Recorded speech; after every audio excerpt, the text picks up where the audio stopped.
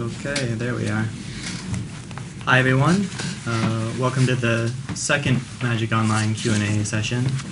I'm Sean Gibbons, I'm the Community Coordinator for Magic Online, and with me I've got Ryan Spain, Worth Wollpert, and Chris Kiritz. You guys want to just introduce yourselves real quick?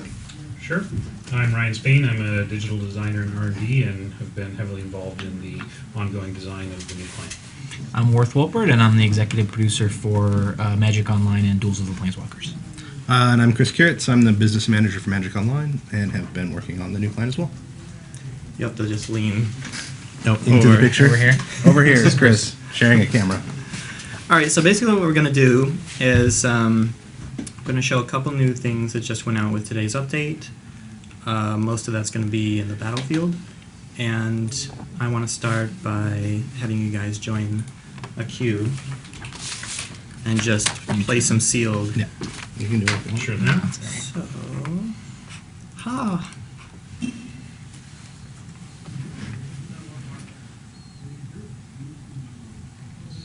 I was wondering where it was. It's on your screen. There we go. It's Sorry. right on my screen.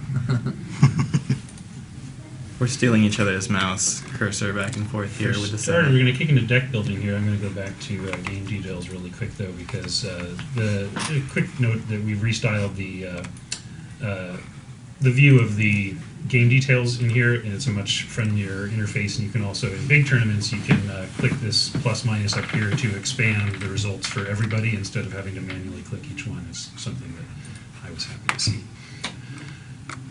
For one thing, you might notice, for anybody who's played Ravnica sealed on the beta client, we've fixed the color sorting so you don't get some weird, the monocolored stuff is first instead of weird interspersed piles of multicolor. And let's take a look at rarity. I'm not going to spend too much effort on awesome deck building, although Boros doesn't take much. My check goodness, that what a out. deck. Right, let's start there. Chris, you better scoop now. And I got a couple of guild gates. So I always like to do that sort first.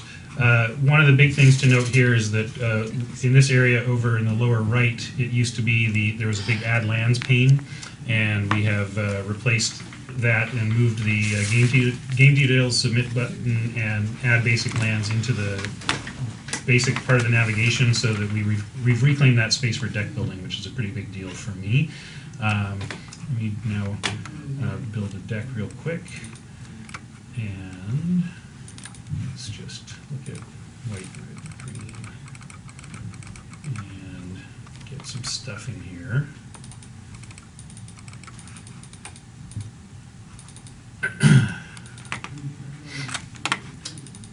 This deck is ridiculous, Chris. Excellent. Yeah, I pull good. That's the that first how it skill works? Yeah.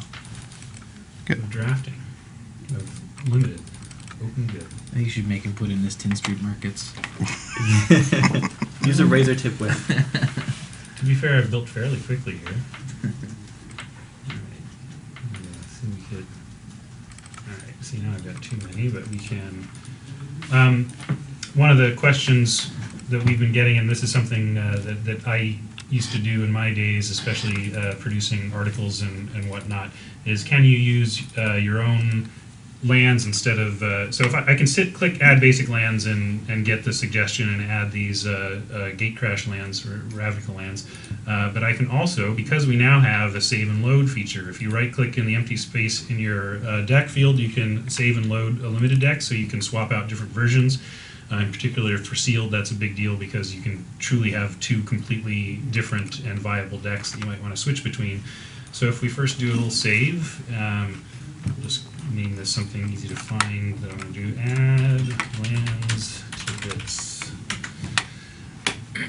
Now if I go to my collection and look at my limited decks down here, done a lot of testing here. I have my add lands to this.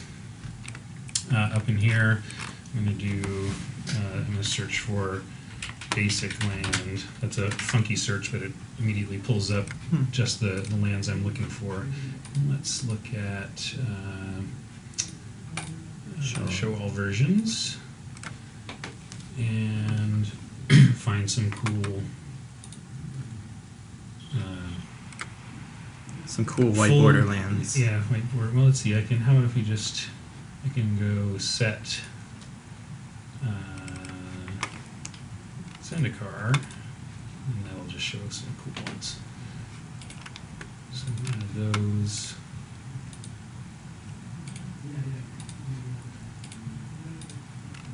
I'm adding more than I need just so that I can trim once I'm back in the actual deck editor. So that should be enough. Now we get autosave, so right there it says saving, so we don't need to do any manual saving. And then well, so it's minimized. So All right, I'll do it. That's here we go. Dink. Sorry. Oh, I want the other one. This isn't Magic Online. It's just our weird setup to Yeah, stream. I have. I'm working without a computer in front of me. The main screen is somewhere else. All right, so then we go back here and load. And this is a cool part. On V3, it didn't even do this. It actually looks at the decks and only even offers you the ones that are legal to load given your current limited pool. So we can just load that. Bam. My custom lands are in here. And I can now trim down to 40. So let's see. I have 32 lands. That's too many. Keep it. I'd still crush you. Chris has had plenty of time now to perfect his Oh, yes. masterpiece. It is perfected. But it has two ugly lands. Yeah, I should get these cool gates in here. And we'll cut Two some of experimental these. ones, though. Look at you. I know, right? 42, so let's cut a animation worm and the school charm. Does not belong. Okay, submit. Submit. We're ready? I'm ready. Me too.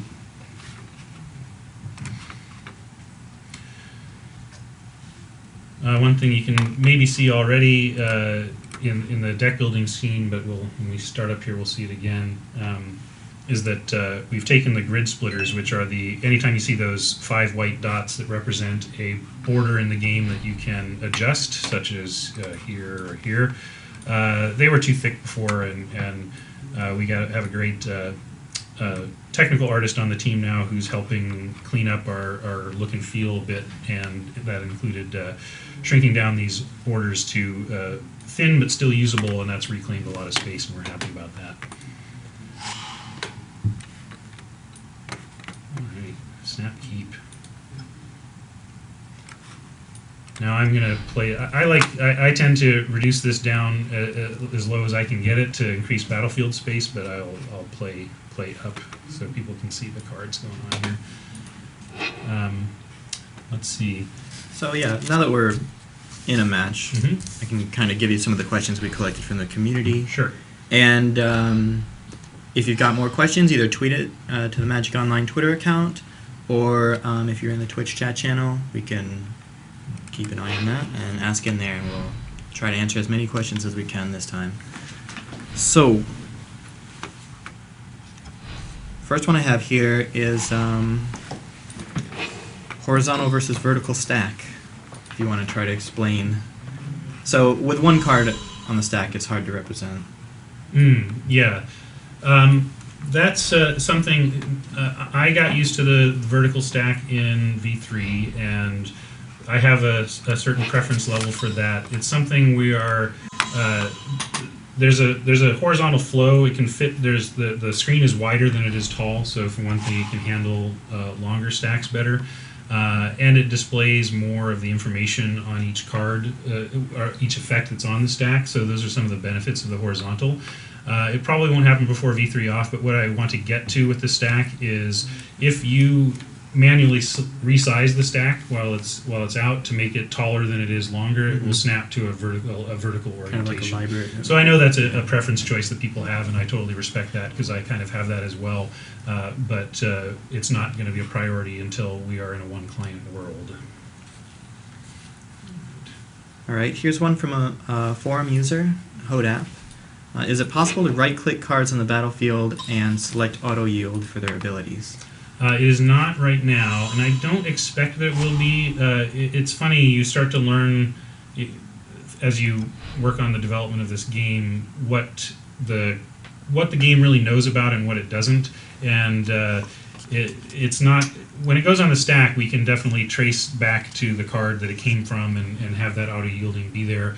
But I'm not sure it's technically feasible to be identifying the effects that a card can create versus, when they're just in a static mode. Potential Effects. And also, that one problem I have with that is, I'm right-clicking on a card right now.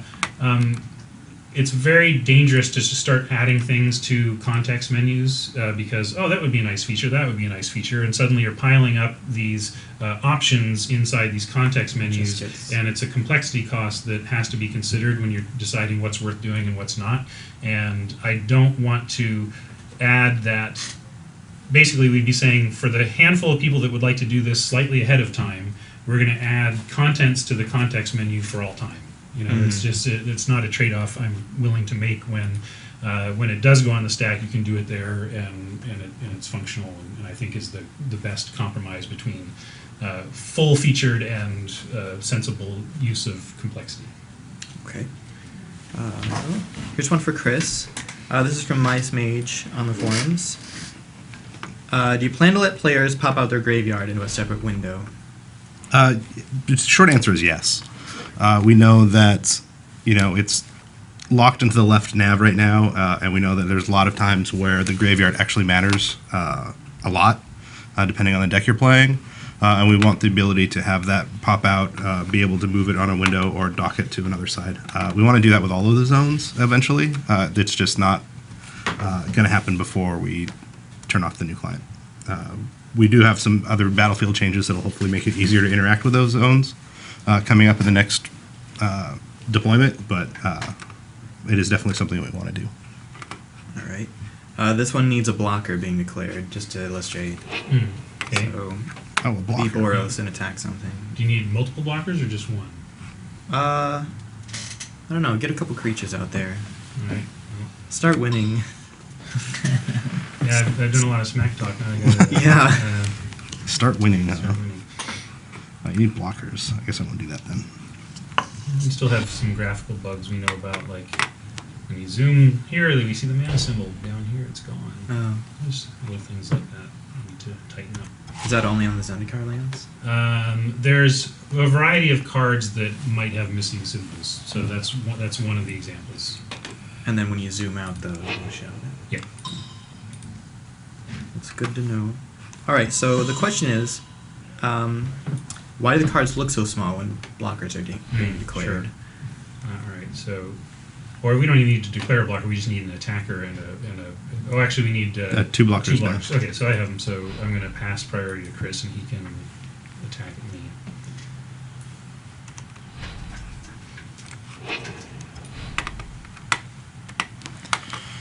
Here we go. All right. Oh, sorry. It's on me. Engage.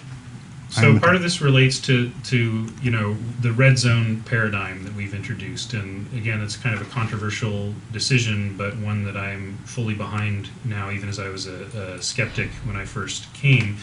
Having the red zone really clarifies combat in complex situations in a way that the V3 client just does not. I've had side-by-side screens where it just shows, when you see it across, this guy's blocking that guy because he's touching the red and is across from that creature.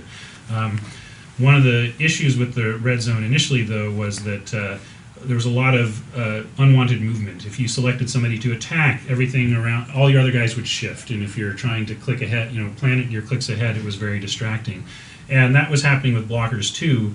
And the best way to accommodate the red zone and the clarity of blocking while not creating a bunch of movement among your cards is to create this additional blocker row, so that we've created this row here so that if I choose to block with this creature can move up into the red zone without having impacted this creature's location on the battlefield at all. It's very important that we do that, because if we collapse the red zone, so if this space weren't here and we wanted to move this guy in front, it would overlap this card and create a bunch of overlapping situations that are just unacceptable. A lot of extra So, shuffling. A lot of moving getting out around of each other's way. Yeah, and so you can't click rapidly and plan ahead in that kind of world when things are moving around or overlapping. So to make sure that we can do that, we've created this extra row. We've done a couple things to try. First, this is the only time they get that small. Okay, so just during declare blockers, but it's all to accommodate this row. We're doing a couple things to make it even better in the next build. Right now, you can see that there's more space here between my two creatures, the top and bottom of my two creatures, than there is between this land and this creature. That's because we have this default for these rows that allow for moving up. But since the blocker row is specifically to put things in the red zone, we don't need to have this space for this creature to be out of the red zone. So in the next build, this space will be gone, which will enlarge the creatures.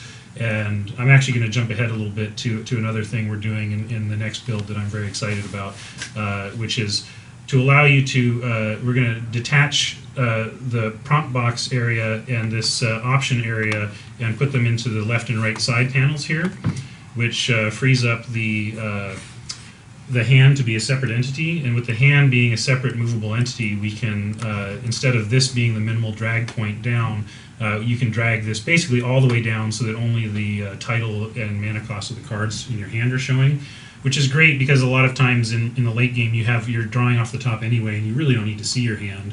And that vertical space reclaiming for the battlefield will help this situation a lot.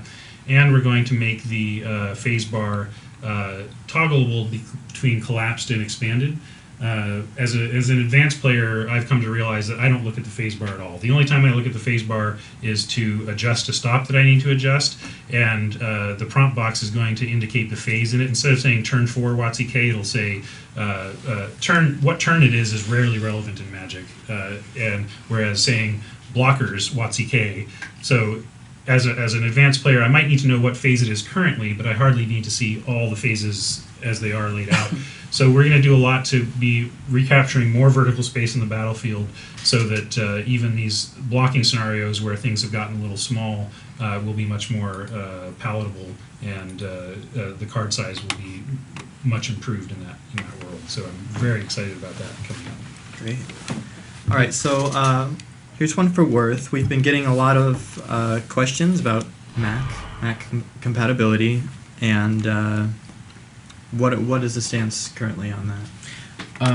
I had a quick comment actually on Ryan's last answer. I Sure. think before I answer that one, one of the best parts about Magic, as I watch Chris zoom into a card, is the art. The art has gotten so much better over the years, and now it is definitely a unique selling point of our great game. The art is fantastic, and I think any changes we make towards what Ryan was saying to make the art bigger, more prominent, is just going to be better for everybody in the long run. I think a lot of the reason this game's caught on globally is because you can play somebody in a match and essentially not even, if you're an experienced player, not even look at the text of the cards, because I can play in, if you go back to when I actually knew the cards really well, 10 years ago or whatever, more than that, I could play in Japanese or some Sanskrit for that matter, and I didn't need, because I knew what the cards did just from pictures. So I think a lot of our players, especially Magic Online players, tend to be more of the hardcore folks, experienced folks.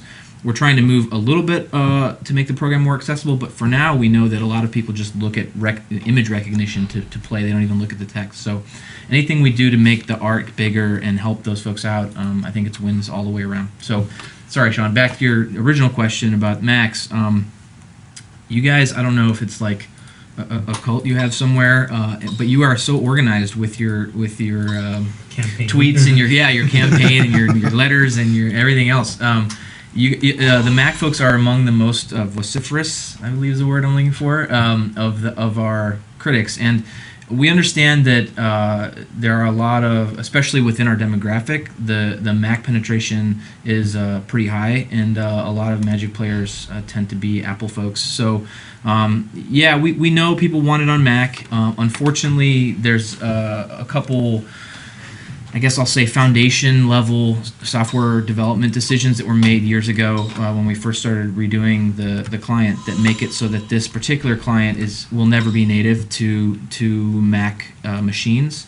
However, we recognize that there are a lot of ways people tend to get around that. I'm not really going to go into it, but I know there's Mac solutions out there.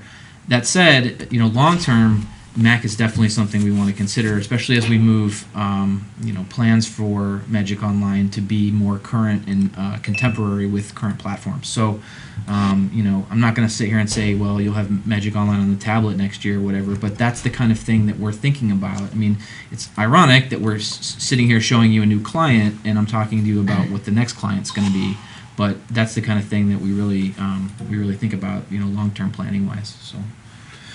We love you guys, but yeah, we're thinking about you in the long term. Just this decision, not for you. Mm-hmm. All right, thanks. While I'm in the middle of this here, I want to show one of the features we're working on. It's not perfect yet, but I want to point it out. So when you have a triggered ability to put on the stack, the choices you can make are really pop out. So we're trying to highlight legal targets for your spells a lot better, and rollover context. Actually, let me choose something first. So we'll select the target, make this not block. So now this is on the stack. People have missed the arrows of V3 because the arrows communicate clearly what's being associated with what, and we're really working on improving our associations without having to bring back arrows, which are a solution, but they're not the most elegant, best solution in my mind. So here's a start on that. So when I'm hovering over this stack item, the source and target are clearly popping on the screen. There's no question where it's coming from, and we're going to make that. This is kind of first pass styling. The styling is going to get a lot better by the time we ship here. But I just want to point out that our associations planning is being taken very seriously, and we're going to get associations down to the point where you can see everything you need to see during your rollovers and during your spell castings without having to resort to filling up the screen with arrows. You said that it's a start. Do you want to give maybe a couple of the other ideas? Well, for one thing, like right now in V3 and Shiny, let's say something has to happen. For example, I cast a spell on you that says you have to sacrifice a creature. We call those, that brings up what we call a special state. So if you look at the prompt box either generally says waiting for your opponent to do something, or it indicates that it's the beginning of a given phase like this, declare attackers, instance, and activated abilities, or it's telling you to do something. And so when the client is telling you to do something, we are going to have it automatically dim everything that's not related to that instruction. So if the client is telling you to sacrifice a creature that you control, then everything else will dim, your creatures will be highlighted, and the prompt box will be highlighted, so that it's instantly clear that, oh, the game is asking me to do something, the prompt box is highlighted, and the only things that I can choose right now are these things. So basically, anytime that in order to advance the game, something specific has to be clicked, we will highlight that thing by dimming everything else around it, so it is very clear at all times that, oh, the game is asking me to do something. And right now that gets lost in both clients. You get people who sit there for 2 minutes before they realize, oh, I'm supposed to choose a land. I'm sorry, I thought it was on you. And now that will not happen because your screen will be quite different, and what you need to be clicking will be jumping out at you. And also these the targeting triangles you saw, those need restyling. And again, now that we have a great technical artist on board, we're going to get a lot of better quality imagery for those types of symbols. Great. Yeah, we got a lot of questions about that. I know a lot of people really they miss the arrows, especially at first, and it's obvious that it's important to know what is being selected at what time. Right. We got one from the Twitch. I think it was from Ninja Bob. Hi, Ninja Bob. Hey, Ninja Bob. I want to get the wording just right. It's about the size of the life totals. Are there any plans to make the life total bigger or more visible? Not currently. I've looked side by side, and it's the same as V3. Now, that not necessarily does not mean it's correct. It just means that we kind of matched that similar size. It does not. The client UI elements don't scale in Shiny, so it's possible that if you're playing on a high, huge resolution monitor, some of those elements will start to look smaller on a relative scale. So we may be taking a look at at what we can do to have some options for high resolution users, but it's not an immediate plan. All right. Here's one for anybody. It's from Andrew, sorry, on the forums. Sometimes players can lose track of who has priority. I've actually seen this asked by multiple people. Is it possible to add visible or even audible indicators to remind players who haven't responded? The visible pass is coming. It's part of what I was just talking about. Basically, when the prompt box is on you, we'll give it a border or a treatment that makes it look quite different from its not on you state. That will help draw the eye. So yeah, that's part of the plan. In terms of audio cue, I'd say audio in general is a place I know that we're weak right now. But we also find that a large majority of our users turn off the audio when they play, so it has not been a extremely high priority for us, but we know that there is a lot of things we can do in the audio for the people who do use it, and that will be coming. Great. All right. Oh, here's one for Chris. Do you plan to add more information to the details portion on listed games? Namely prize payouts, entry fees, that kind of thing? Absolutely. I mean, entry fees are available when you go to join. So, okay. I mean, if you've already joined, you have paid your entry, and you won't need to see it again necessarily. Along the bottom. But the prize schedules are something we're looking at added. It's funny because right now, neither version of Magic Online knows what the prizes are until they give them out. So we're doing some back-end work to make that possible, and we hope that in the next deployment that will happen. That's not a guarantee, but we are definitely looking at ways. At worst, what we're going to do is what the current client does, which is make sure that we have links to the existing prize schedules on the website, and then after we turn off V3, we would go back and do the rest of the work to get it to be shown in the game details. But ultimately, that's where we want it to be. When you go to an event, we want you to be able to see exactly what it costs to get in and what you're going to get when you play. So, great. Worth, is there going to be a transition period after the new client launches where both it and the current V3 client are available? The short answer is no. The transition period is now, kind of, in our mind anyway. It has been since September. For those of you guys who've been around since we launched the Y beta in September last year, first, thank you. Your feedback, obviously, super, super valuable. Hopefully, those of you who've given us feedback, we've acted on a ton of it.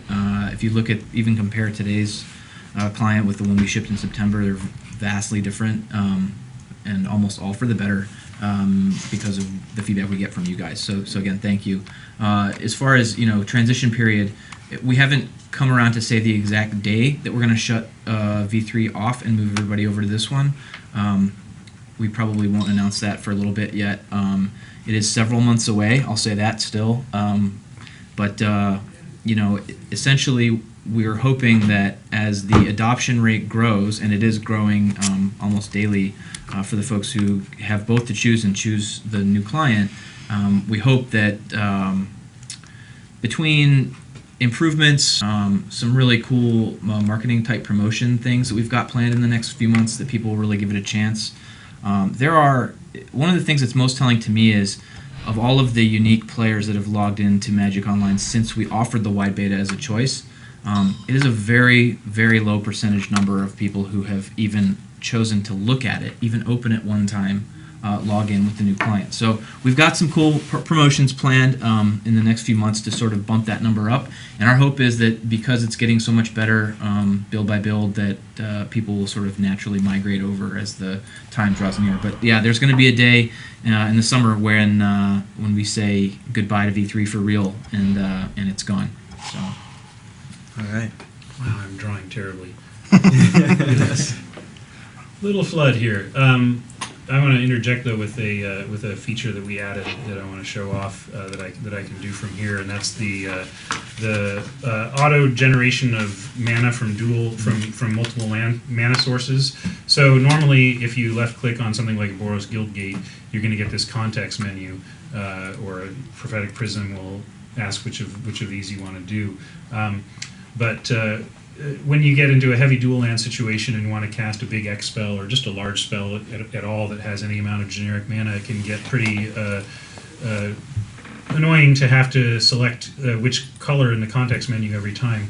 So if you hold down the M key when you're tapping a dual mana source, it'll just automatically add the first one without asking you. So you can rapidly click, and it even works on things like Prophetic Prism and Birds of Paradise and other things that have multiple functions, one of which is producing multiple types of mana. And it's a great shortcut for players who are looking for that little extra edge, little speed, fewer clicks, that kind of thing. So I'm Every really happy with that. Magic Online player who's ever played against Urborg and Commander thanks us greatly right now, I'm sure. So. Sweet. All right. Here's a Google Plus user, Alan. Will there be any ability to sort the buddy list into groups? And because right now it looks really cluttered. I can answer that if you want. Yeah, that's fine. There are plans, not immediately. What I would like to see eventually from the buddies situation is really a tagging system that you can generate your own tags, booster bots, whatever buddies, clanmates, and apply whatever tags you want to your buddies, and then filter to show those specific types, and also filter. Right now you can put on a setting that says. To give you a toast message, the thing that pops up in the lower right corner whenever a buddy logs in. Frankly, I like that feature, but I've turned it off because I have so many buddies that I don't want notification every 10 seconds that somebody is logged on. But I love to know my core, 20 people that I really talk to and want to talk to when they log on. So I want to be able to tag them and mark those guys as cool. As notify me when this tag logs on. Yep. So yes, those are the types of things we're looking forward to doing. It's not going to be before V3 turns off, but definitely we recognize that need. And then along those lines, we definitely want to be able to add the ability to add notes to anybody you flagged as a buddy or anybody you've blocked. Why did I add this guy as a buddy? Yeah. There are some times where you will have just forgotten, it's been so long that you added him and you don't remember even who he is. So being able to add notes and kind of keep track of your who you're friending and who you're interacting with on a regular basis is something else that we're looking at. And also to block people? Sorry. Yeah. And also Okay. block people as well. Yep. It rolls into the next question, I think, pretty good, actually, Sean, the question of buddy lists, sorting buddy lists in community and stuff like that. So maybe you just want to read that one. All right, sure, yeah. Actually, sorry, you got it in front of you. I got my pages mixed up. Oh, it's the bottom of it's right under the Google Plus question. Oh. Oh, great, okay. All right. Some players feel that the in-game community was set back during the V3 launch because of changes to chat channels. And maybe you could give some of your current thoughts on how the chat system holds up, where you'd like to see it go, and what you're planning. So actually, I think we kind of tend to look at it more holistically than just down to chat. I mean, the question I know is about chat, but really when I see it, I see a guy who's unhappy with the state of the community as a whole. And to me, it means, buddies is just a small piece of it. Chat is a small piece of it. It's about making the stuff you do in Magic Online accessible to not only you as the user, obviously, but as much as you want to share with other people, to be able to do that in a easily digestible, consumable, low barrier type of way. Now that can go anything from being able to talk to your clanmates. I know Ryan before he came here was a huge clan limited resources guy, and I know the clan functionality is something that we've been asked a lot about as well. There's a lot of stuff that contributes to community, streaming, clan stuff, chat, buddy lists. That's not all one thing specifically, but we recognize that. A lot of what makes Magic amazing, both in Magic Online and in paper, is the ability to share stuff with your friends. And I just made this cool deck, or I just won this tournament, or look at the card I just ripped, or whatever. The applications for sharing stuff are almost endless. So we know there's a lot of work to go to get that to where we want it to be. We recognize that community right now is definitely not where we want it to be. In fact, we let community, not let on purpose, but really V3, the community languished under V3, and that's absolutely true.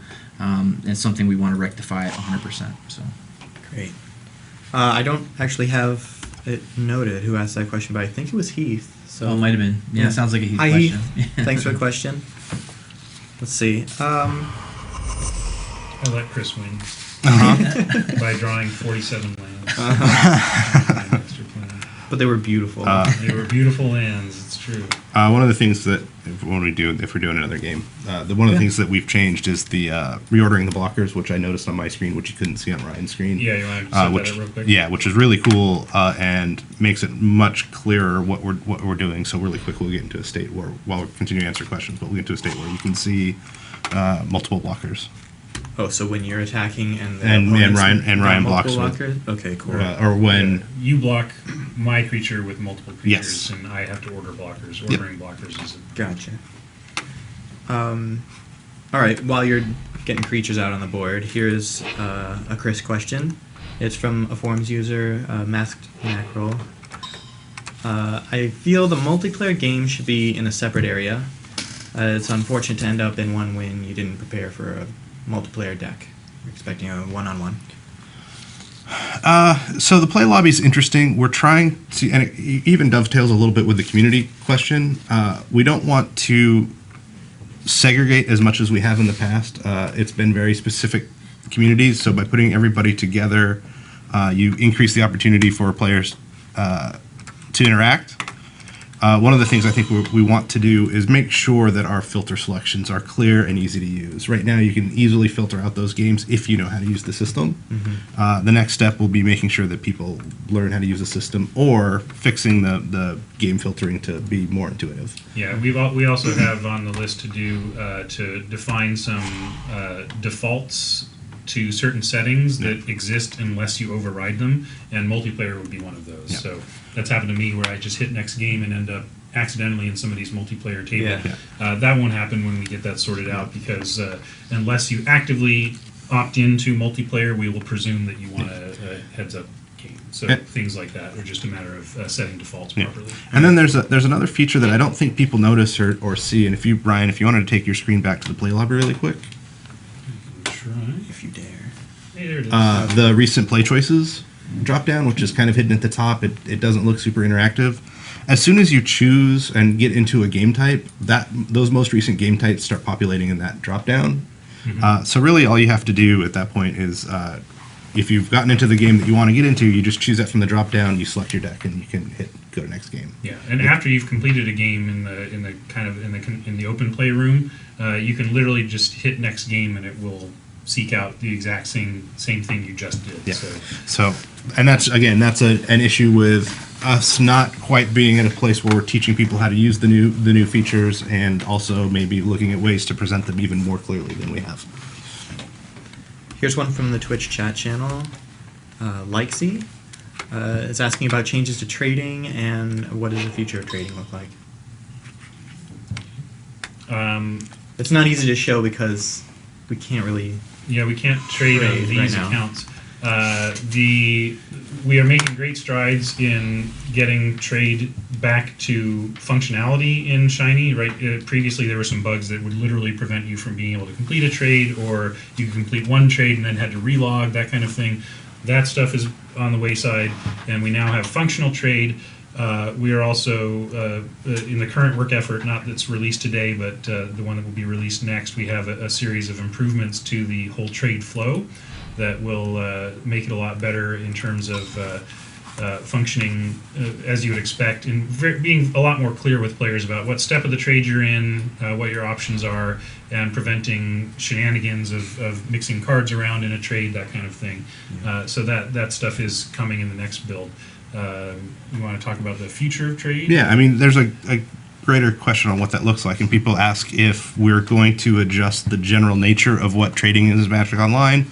And right now, in the short term, the answer is no. It's going to continue to be the kind of the classifieds trade post system. It's how the back end infrastructure of the entire client works, and any other changes to that would require major work. So it's something that we want to look at and figure out the best way for trading to be in the future, but it's just not in the immediate future. We have some other stuff that we want to do. Getting the new client out is first. And that's just that trading system is just one of those things that isn't a UI problem. It's a back end problem that has to be solved with additional work. Right. To give you a little more context, I think, let me put it this way. I think long term, I see trading as another piece of the community, the answer that I gave earlier. It's all kind of tied up together. the vision for what trading will be long term, obviously not set in stone yet. Like Chris said, it's not going to change in the immediate future, but there are systems out there in the world where you can interact with your online game from your mobile device or from a tablet or from your desktop or in millions of different ways, and that's certainly something we want to get to eventually. I want to be able to be standing in line waiting for coffee, pull out my smartphone, and post, the Boros Reckoner that Ryan just opened in his Steel deck for trade somewhere, and then be able to log off, or the equivalent of log off, put my phone in my pocket, and go back to my desk, and then voila, there's some number of whatever in my account for my Boros Reckoner. So not have to pay attention. That's the kind of place we want to be. We're a ways off from that, obviously, but that's the vision long term. So. All right, I'm going to attack into Chris's multiple creatures here, and we'll show you the... Bravely. This is a great attack. It is. Good job. Look, man. You are clearly awesome. Listen, little bomber core. You've got a strategy. Don't worry about it. You got plans. Shh.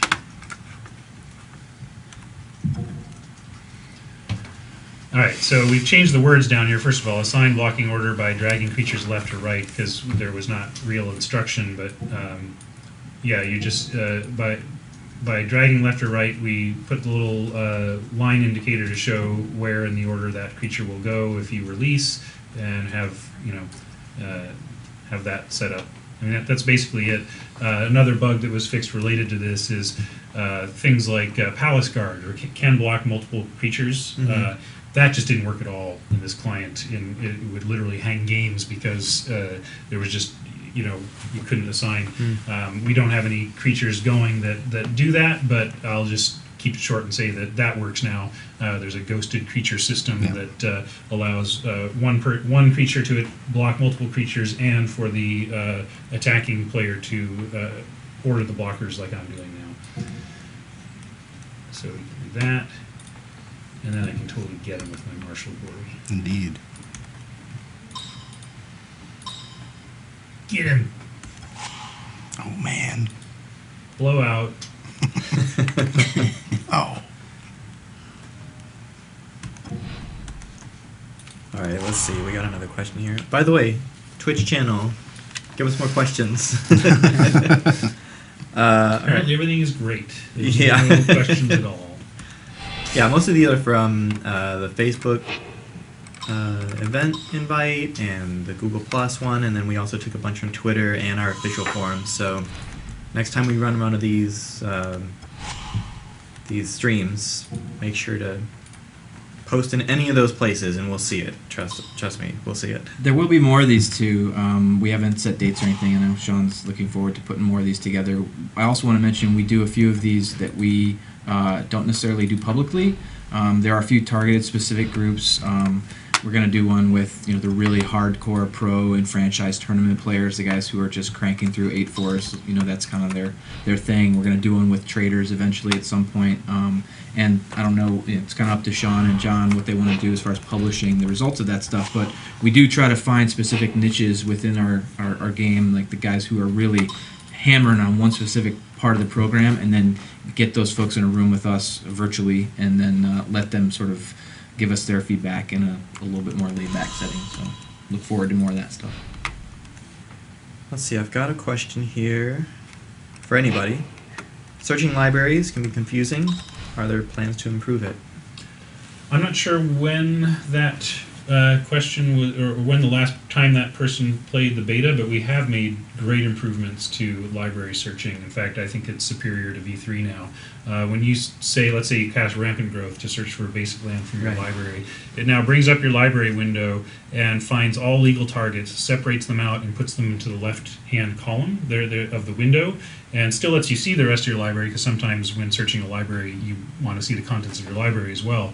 But all legal cards that you can find and the search are separated and put to the left, which is a big improvement over the Awesome. V3 scenario. And we're also going to be making some, again, style improvements to the look of our windows in Shiny, so they'll just have a cleaner look and feel to them, and they will auto-size a little more appropriately than they do right Yeah. now. So. And be sized correctly Right. with the borders and whatnot, making it a little bit easier to find your cards in them. And then Ryan just has mentioned Shiny a couple times, and we slip up because that's sorry. that's the internal name that we've been using. It's not a secret. We've mentioned it before, but just in case you don't know what I don't usually do Which- that. which I'm one- usually which one- catching other people do. right Wide what beta. what he Beta means. client. The wide beta code name is Shiny. Yes.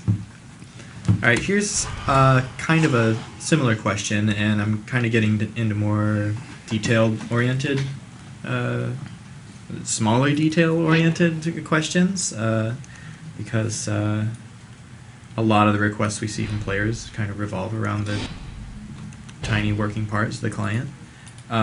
This is from two forum users, actually, we're talking about it, Black Lantern and Frost Raven.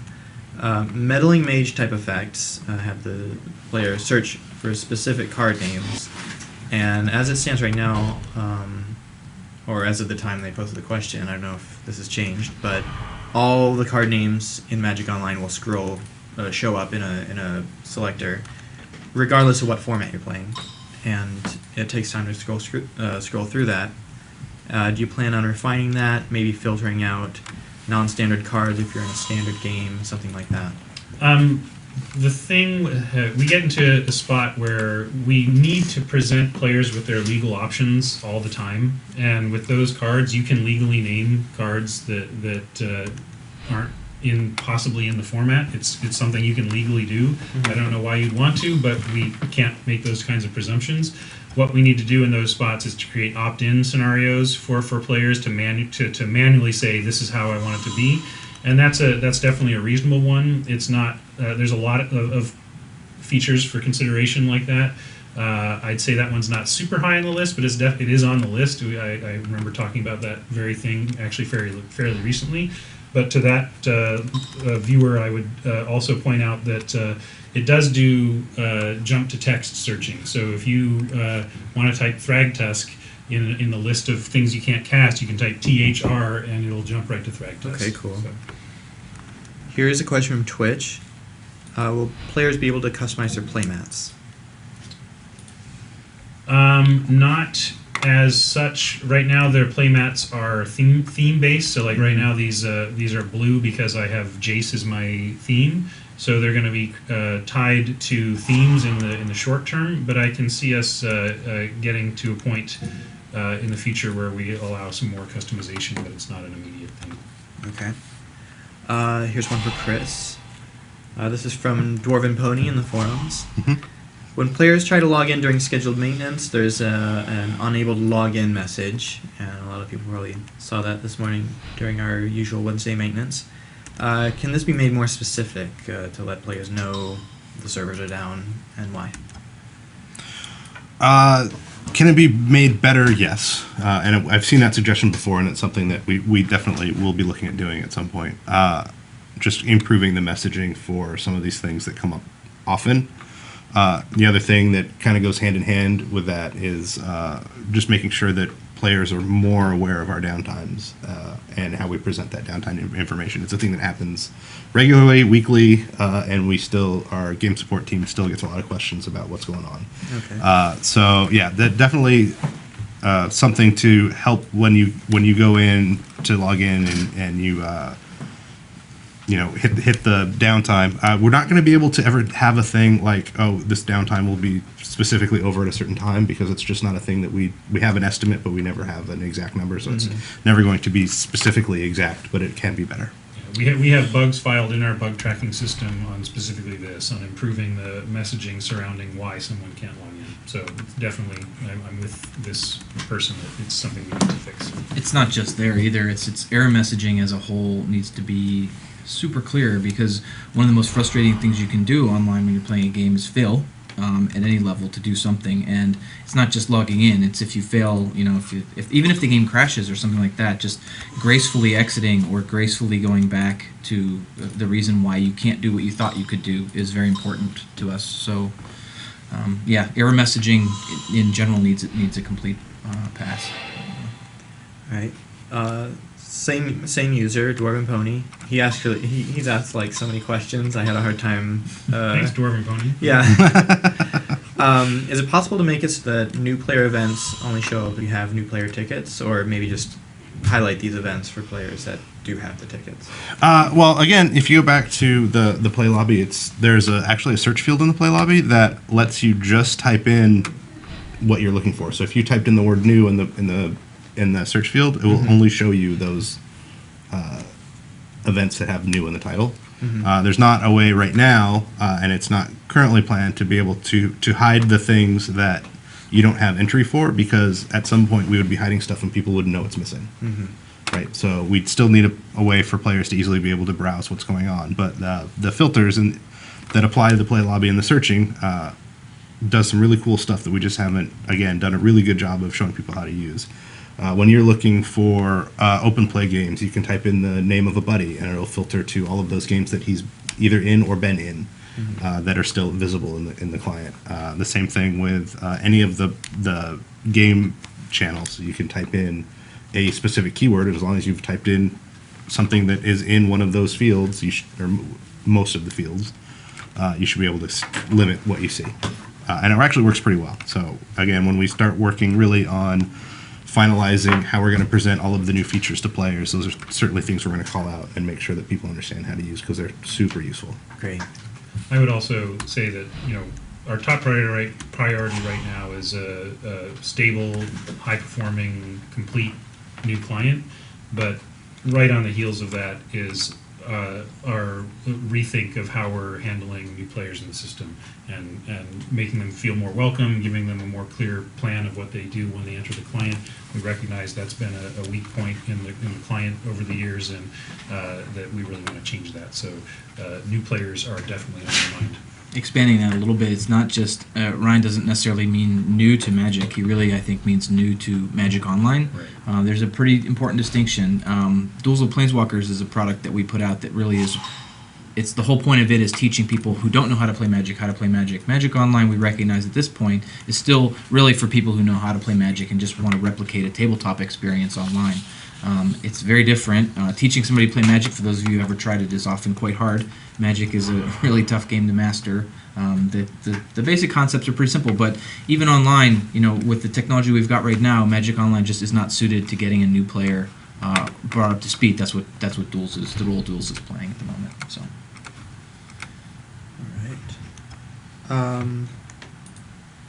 All right. I got one from Twitch. Tekin9JA. Will the client continue to ask for blockers when there are no creatures able to block? Yes, although that gets into the kind of advanced options I've been thinking about and considering, and the reason for even the function keys ignoring that is really a common use case is I'm running out of clock, like I am right now. I want to attack with everything. All I want to do this turn is attack, and the only thing I need to do this turn is block. So a lot of it's kind of critical to have the F keys respect that. And there's kind of a pacing thing. Also, a lot of people have those stops set. If you have declared, the blockers set, we really need to respect that as well. But I can see a world where we have some more advanced options for users who want to have an F whatever key that truly says no, literally skip everything and just save the clock for the turn and whatnot. So that's on the table for future planning. Yes. Okay. Don't do what I did in the Community Cup and accidentally hit F6 though. It's not fun. F6 is Not a like good look. fire. It's It is. useful, but it can burn. It's a dangerous key. So your strategy was to just time him out? Yeah, it looks like it's 30 working. seconds left now. Yeah. To win 2 games. Next. Okay. Here's one for Ryan. When will you implement a right-click, add 4, add 10, etc. option when you're trading? How about now? It's All right. Yes. It's in there. Yeah, it's when it was a bug, really. I mean, it was part of the spec. It just you have to have different functionality in different scenes, and so you're kind of maintaining similar context menus but in different locations of the code, and that was just not part of that code when we got it in there. So. Okay. There was an extort question that was actually somewhat related to the one question you That's answered. true. I was previous actually to going to that. bring that up. It was in the forums, Yeah. and people were asking why it asks you if you want to pay the extort cost when you are tapped out. So when you're for the most part, we have to let people know what's going on. Even if you that's that kind of special state I was talking about, where if the game is asking you to do something, we kind of have to show you that the game is asking you to do something. It certainly can't be the default that just because you're out of mana, we skip over the extort question, because it's important for players to know what's going on. However, I've been talking with the developers about moving towards an advanced option where in a special state that's... Oh, another thing to mention, the game does not know what kind of colors of mana you can produce. It's too difficult right now. That's a back-end thing. We can't do anything client-wise to if to you're know. not tapped out and you've got all red mana, and it asks you to extort. Right, because what if you have a prophetic prism? Right. We just can't know what kind of filtering you have, or it takes up too much. Right now, we just can't do that, and we also don't know how much mana you can produce. We do, however, know the difference between a thing that can produce mana and a thing that can't. So we can have it on a binary level of yes, you have mana available versus no, you don't. And we are looking at creating an option where you have to opt in, but you can opt in to automatically canceling you may pay questions from the client in which the payment being requested is mana. So you may pay some amount of mana to do blah effect, and if you've opted into it, it will auto cancel that and make a note of it in the game log, and that's important as well, because extort is obviously the thing right now that's on everybody's mind about that, but there are many cards that have you may pay blank to get some effect, and some of them are game changing and in fact game ending, like the Pact series. If you counter a spell with Pact of Negation and then your opponent Armageddon's or does something to make all of your mana sources go away, and you untap and start your turn, and without telling you, we just say that you lose the game. Well, it was a you may pay situation. You may pay this or lose the game, and you couldn't, so we just had you lose the game. That's the kind of bad experience we don't want players to get without opting into it, and then without having something in the game log explaining what's going on. So yes, that's something we're discussing. Okay. Hey, Sean, this is a good place to note, too, that this discussion about extort specifically came up in the forums and is a good reason to remind folks that, it's important for things like this to be presented in a constructive manner when you guys are bringing up feedback and whatnot. I don't know how many posts there are, dozens, 50, 60, 70 posts in that thread. I'm in there. I think Chris is in there a couple times. We do read that stuff. It's important to us that you continue to give us that kind of feedback. Even, one of the original posters, I'm citing all these examples on why we can't do this, and, to sort of bypass the extort or bypass blockers when you don't have any of that kind of thing. And one of the posters, I think it was Nishay, said something like, we've got to think outside the box. And my initial reaction is, of course, the human nature to be defensive and say, well, we have to do it because Magic is this, that, and the other situation, blah, blah, blah. And then if you step back and think about it, like what Ryan was saying, maybe there are solutions that help everybody here. Maybe they're selectable, et cetera, but it kind of speaks to the power of the community in making this thing better. We really are listening. We want stuff like that as long as it's presented constructively. We're happy to do it, to take a look at it. So, Great. All right. One of the amazing things about this game, it's very important that sometimes the better player with the better deck loses. That's actually sad, but true. It's important to the health of the game. I would be willing to go toe-to-toe with a game 3. I think my deck was just okay. Oh wait, I have to show your losing. Lotsy Wah, K wah, wins the wah. match. We're all winners here. Indeed. So some of the other stuff that, we have a couple minutes, so if I don't know. Yeah, how we got other- like a minute. any questions? But we did some of the stuff that went out that we haven't really talked about yet. Is we made some changes to the Commander stuff. There were a lot of complaints about Commander as far as the bugs with how the Commander was treated. So we made a handful of updates to that, where the command zone now exists and the commander is in that command zone, not on the battlefield, and we'll go to that zone correctly. And we'll even show you how many times it's been cast, which is a new feature for. You almost said shiny. For shiny, yes. For the white beta. In addition, we added, this isn't just for the wide beta, but we added a storm counter for players who play Storm. So there's some other stuff that we're doing So a lot behind of the people are scenes excited about that.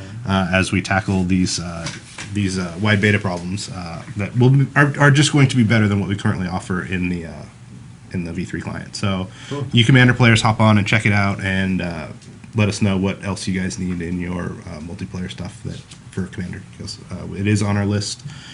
We are working on some stuff, and we'll be continuing to work on multiplayer after we turn off V3. So Okay. So, basically, I did want to remind people about the promo codes that we just put in today.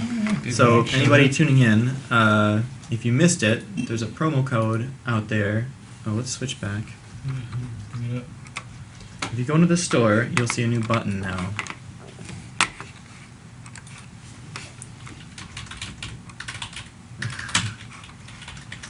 That's not a code, but yeah, if you type in promo codes here, you can hit redeem. And what's it's the MTGO code launch. CODELAUNCH. oh. Sorry. Sorry, employee. What's it say? Oh, good to know we were testing that. Did you already redeem your code? No, I didn't. It's literally not. I'm not allowed to. Can't even have it. With a Wizards account. Cards anyway. Gotcha. If you do not work at Wizards of the Coast, feel free to redeem your code. Yeah, and you can find that there's a note on there should be a note on the home scene announcement. If there's not, we'll get one up. There was an article. We've tweeted about it. It's on the forums. So Yeah, I'll also tweet about it right now. I'll just relink to that article when I get back to my desk, and don't miss out on the promo codes. And we're just going to be giving more away. Yeah. We're launching the program. We're going to start slow, but expect it to ramp up over time as we get bigger and better and hammer out exactly all the different ways we can use this tool. It's really great to be able to tie it to a bunch of different programs, and you're going to see a lot of it. So Sweet. Okay. Thanks everybody for watching. If you want to give us your feedback, if you've tried the wide beta, you can do this a couple different ways. There's a forum, and I tweet that out pretty regularly from the Magic Online Twitter account, but basically all you have to do is ask. It's also linked in the announcements, right? Yep. Okay. And there's also a survey that's a full regular survey that's available right now. We'll make sure that we have those links available. The first link was in Ryan's article that went up yesterday. Mm-hmm. So if you haven't read the article, check it out. Fill in the survey, give us your feedback. The survey also links to the full feedback form. All right. And then, of course, you can always go to the official forums and post, and we always keep wide beta feedback threads where you can talk about what you like, what you don't like, and we use that. Yep, we do. We read them all. Yep. All right. That does it. All right. Thanks so much, you guys, for joining us for joining another us. one. Yeah, of thanks these. for joining us, guys. Thanks. And see you next time, everybody.